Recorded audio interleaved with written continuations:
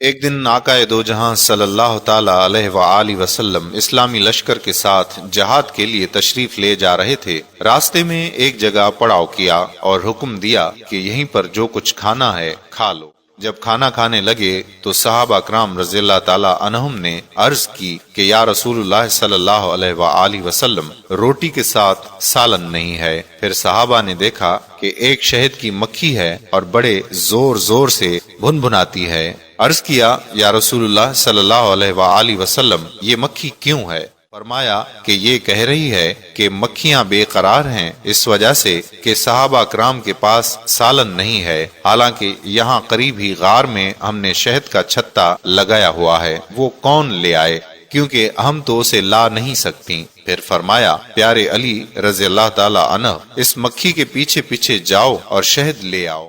چنانچہ حضرت حیدر کرار رضی اللہ تعالی عنہ ایک چوبی پیالی پکڑ کر اس کے پیچھے ہو لیے۔ وہ مکھی آگے آگے اس غار میں پہنچ گئی اور آپ نے وہاں جا کر شہد صاف مصفا نچوڑ لیا اور دربار رسالت صلی اللہ علیہ وآلہ وسلم میں حاضر ہو گئے۔ سرکار دو عالم صلی اللہ علیہ وآلہ وسلم نے وہ شہد تقسیم فرما دیا۔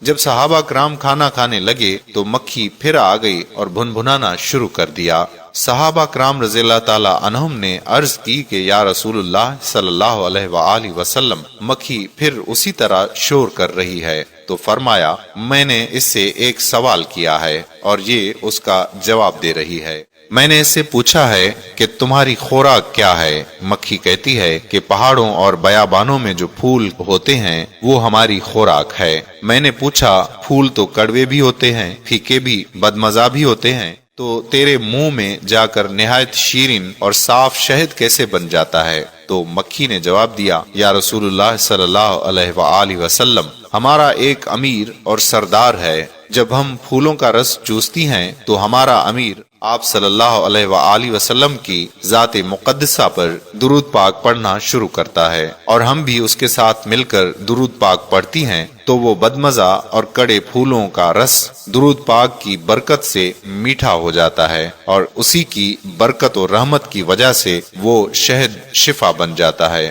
سبحان اللہ۔